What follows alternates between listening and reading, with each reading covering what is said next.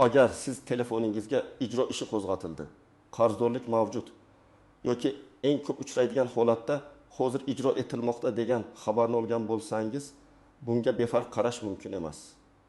Bu sizning hisob raqamlaringiz, plastik kartalaringiz, avtomobilingiz, mol-mulkingiz, hatto ayrim holatlarda chet elga chiqishingizga ham ta'sir qilishi mumkin bo'lgan jarayon.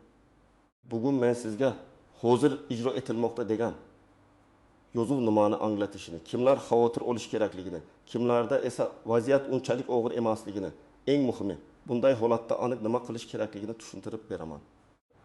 Ma'lumot juda muhim va deyarli har bir fuqaro hayotida bir marta bo'lsa ham duch kelishi mumkin. Shuning uchun hozirroq kanalga obuna bo'ling, videoga like bosing va bu ma'lumotni yaqinlaringizga ham yuboring. Men avval eng oddiy tilda tushuntiraman. Hozir ijro etilmoqda degani sizga nisbatan biror qaror, sud hujjati, jarima, aliment, kredit qarzdorligi, soliq qarzi, kommunal to'lov bo'yicha qarzdorlik yoki boshqa majburiyat bo'yicha ijro ishi ochilgan va davlat ijrochisi bu majburiyatni undirish jarayonini boshlaganini bildiradi. Ya'ni bu bosqichda ish shunchaki bazada turmayapti.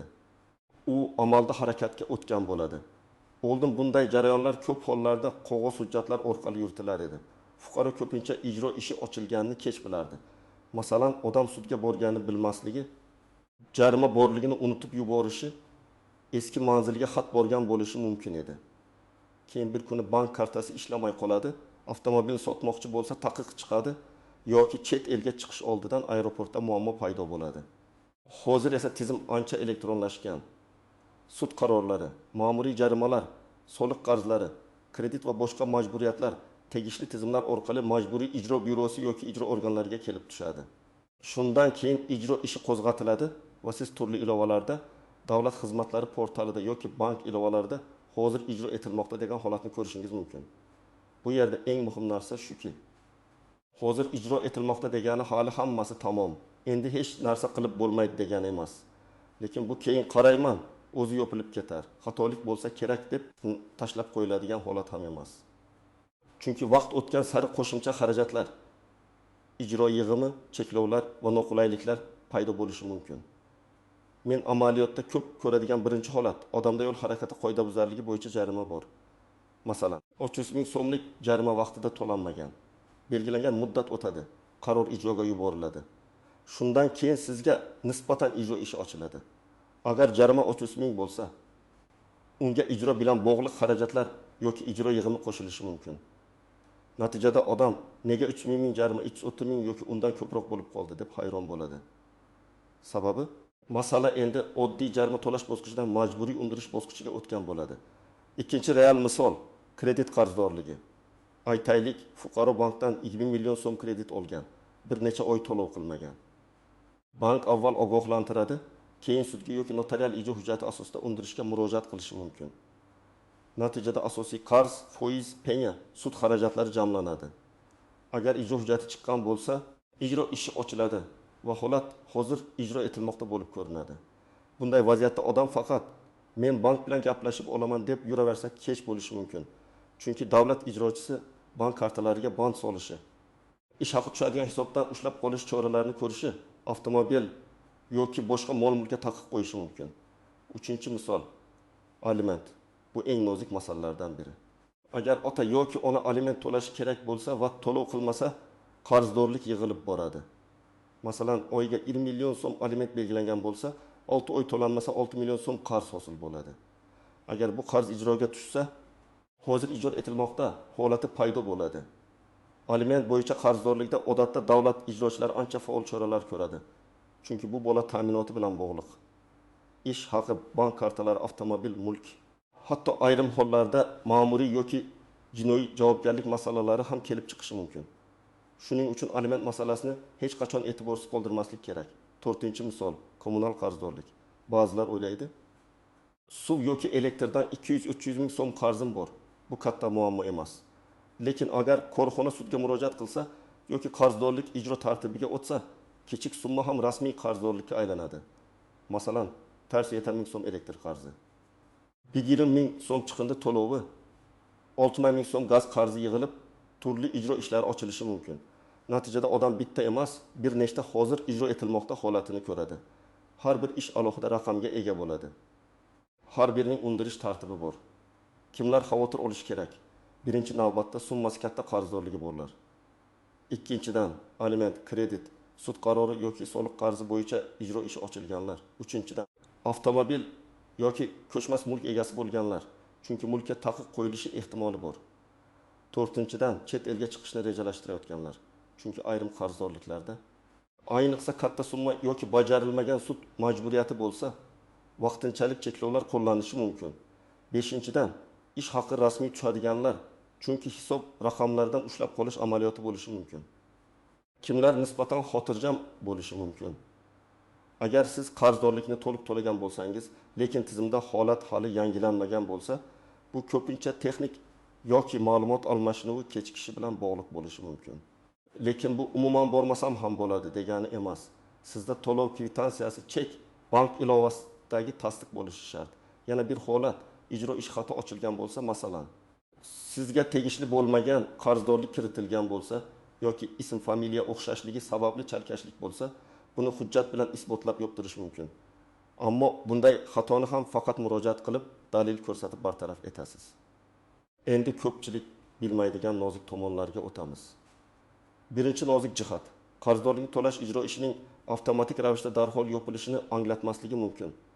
Masalan, siz bugun 1 million so'm to'ladingiz. Bank tizimida pul yechildi. Lekin ijro organi bazasida ma'lumot ertasi kuni yoki bir necha kun ichida aks etishi mumkin. Ayrim holatlarda esa siz to'lovni noto'g'ri rekvizitga, noto'g'ri ish raqamiga yoki umumiy to'lov sifatida amalga oshirgan bo'lishingiz mumkin. Shunda qarzdorlik aslida yopilmagan bo'lib turaveradi. Shuning uchun to'lovdan keyin albatta ijrochi bilan bog'lanib, to'lov kelib tushdimi? Ijro ishi yopildimi? Taqiqlar olib tashlandimi deb aniqlashtirish kerak. Ikkinchi nozik jihat, asosiy qarz va ijro yig'imi alohida bo'lishi mumkin. Odam ko'pincha faqat asosiy summani ko'radi va to'laydi. Keyin qarasa, yana kichik summa qolgan.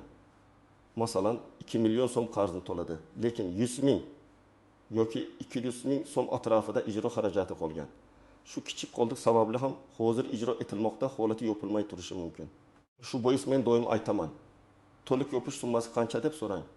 Faqat qarzim qancha deb emas, aynan ijro ishini to'liq tugatish uchun jami qancha to'lashim kerak deb aniqlashtiring. Uchinchi nozik jihat. Taqiq va bandlar qarz to'langandan keyin ham alohida yechilishi kerak bo'lishi mumkin. Masalan, avtomobilingizga taqiq qo'yilgan. Siz qarzni to'ladingiz, lekin avtomobilni sotish, rasmiylashtirish yoki texnik harakatlar uchun taqiq hali bazada turishi mumkin.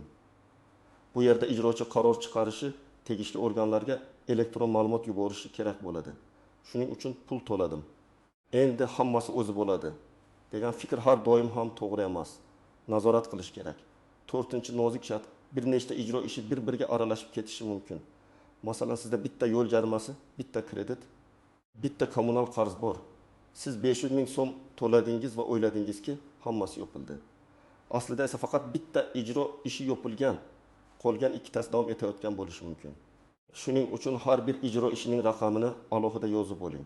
Har birining undiruvchi tashkiloti kim, summa qancha, ijrochi kim, qaysi bo'limda yuritilyapti, buni alohida ro'yxat qiling. 5-nozik jihat, muddatlar. Ayrim qarorlar bo'yicha shikoyat qilish muddati bo'ladi. Masalan, ma'muriy jarimaga rozi bo'lmasangiz, belgilangan muddat ichida shikoyat qilishingiz kerak. Sud qaroriga rozi bo'lmasangiz, apellyatsiya yoki boshqa tartibda murojaat qilish muddati bor. Lekin ko'p odamlar ijro bosqichiga kelganda, men bu jarimaga rozi emasman deydi. Ijrochi esa sud yoki qaror mazmunini qayta ko'rib chiqmaydi. U mavjud hujjatni bajaradi. Demak, ijro bosqichida asosiy savol to'lash yoki bajarish bo'ladi. Hujjatning o'ziga e'tiroz bo'lsa, alohida huquqiy tartibda shikoyat qilish kerak. 6-nozik jihat, daromaddan ushlab qolish. Agar siz rasmiy ishlasangiz, ijro hujjati ish joyingizga yuborilishi mumkin. Masalan, ish haqingizdan ma'lum foiz ushlab qolinadi. Alimentda bu foizlar bolalar soniga qarab boshqacha bo'lishi mumkin. Boshqa qarzlarda esa qonunchilikdagi cheklovlar asosida belgilanadi. Odamlar ba'zan nega oyligim kam tushdi deb buxgalteriyaga boradi. Buxgalteriya esa ijro hujjati kelganini aytadi. Demak, hozir ijro etilmoqda faqat bazadagi yozuv emas, u real pul oqimingizga ta'sir qiladigan holat. 7-nozik jihat, qarzdorlik siznikimi yoki yo'qmi, buni tekshirish. Ba'zan pasport ma'lumotlari, eski yashash manzili, familiya o'zgarishi, nikohdan keyingi hujjatlar. korxona nomidan chiqarilgan majburiyatlar sabab chalkashlik bo'lishi mumkin. Agar siz qarzdorlikni tanimasangiz, darhol meniki emas deb og'zaki aytish yetarli emas. Pasport, estir yoki JSHShir, to'lov tarixi, shartnoma yo'qligi, avtomobil sizga tegishli emasligi kabi dalillarni tayyorlash kerak. Rasmiy ariza yozilmasa, tizim o'z-o'zidan sizni oqlab bermaydi. Endi eng kerakli qismga o'tamiz. Agar siz hozir ijro etilmoqda degan yozuvni ko'rsangiz, birinchi qadam. Vahimaga tushmang, lekin kechiktirmang.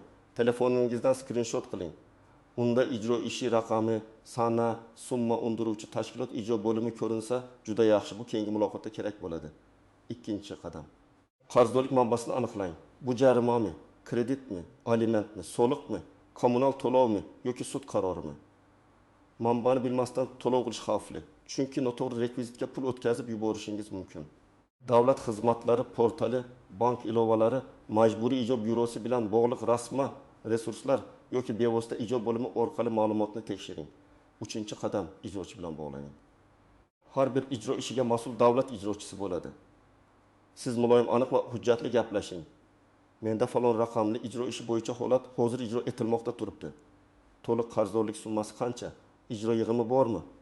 Qaysi rekvizitga to'lashim kerak? To'lovdan keyin ijro ishini yopish uchun yana ariza kerakmi? Mulkimga yoki hisob raqamlarimga taqiq qo'yilganmi deb so'rang. Bu savollarni birma-bir yozib oling. 4-qadam. Hujjatlarni tayyorlang. Sizga odatda pasport yoki ID karta, JSHShir, ijro ishi raqami, qarzdorlikka oid hujjat, to'lov kvitantsiyasi, bank cheki, agar vakil orqali borsangiz ishonchnomasi kerak bo'lishi mumkin. Agar qarz allaqachon to'langan bo'lsa, to'lovni isbotlovchi hujjatni albatta olib boring.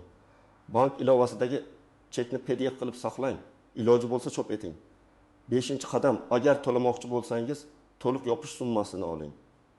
Men buni yana takrorlayman, chunki eng ko'p xato shu yerda bo'ladi. Masalan, sizga 1 million 500 ming so'm asosiy qarz aytildi. Lekin ijro yig'imi yoki xarajat bilan 1 million 620 ming so'm bo'lishi mumkin. Agar siz faqat 1500 ming to'lasangiz, ish yopilmaydi. Keyin yana ortiqcha vaqt ketadi. 6-qadam, to'lovdan keyin ariza yozing. Arizada taxminan shunday mazmun bo'lishi mumkin. Falon raqamli ijro ishi bo'yicha qarzdorlikni to'liq to'laganim sababli ijro ishini tamomlash. Qo'yilgan taqiq va cheklovlarni bekor qilish hamda bu haqda menga yozma yoki elektron tartibda ma'lumot berishingizni so'rayman. Arizaga to'lov kvitantsiyasini ilova qiling. Arizani 2 nusxada bersangiz, bittasiga qabul qilinganligi haqida belgi oldiring.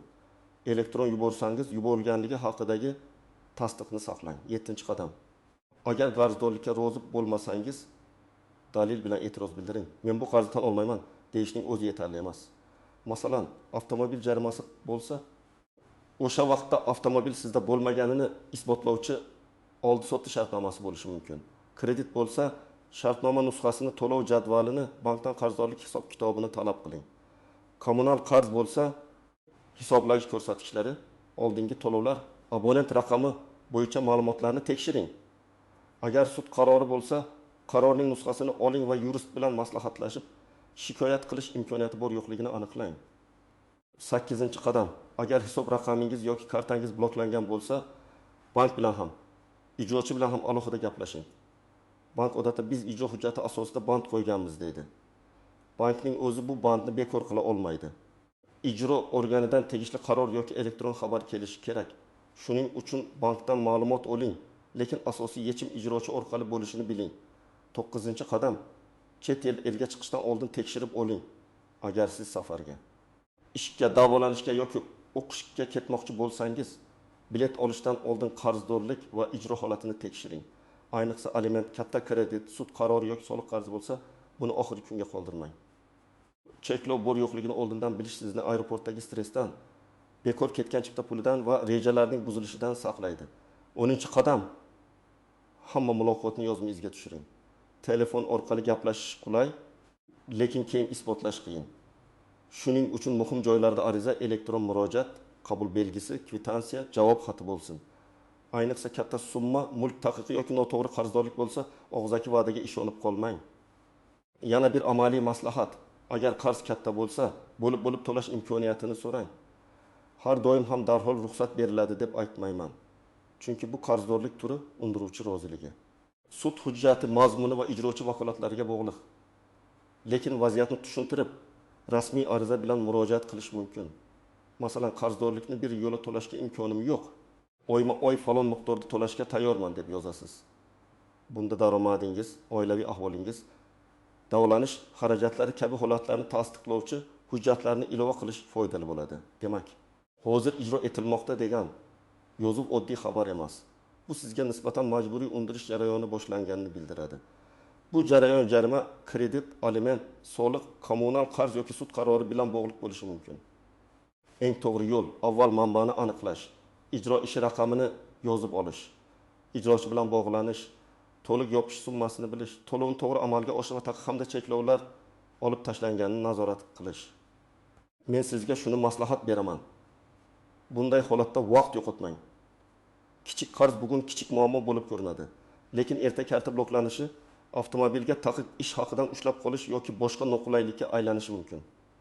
Agar sizda hozir shunday holat bo'lsa, bugunoq tekshiring va birinchi qadamni tashlang.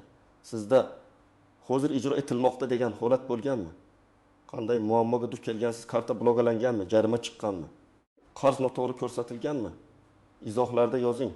Men va boshqa tomoshabinlar uchun ham bu juda foydali tajriba bo'ladi. Video foydali bo'lgan bo'lsa like bosing.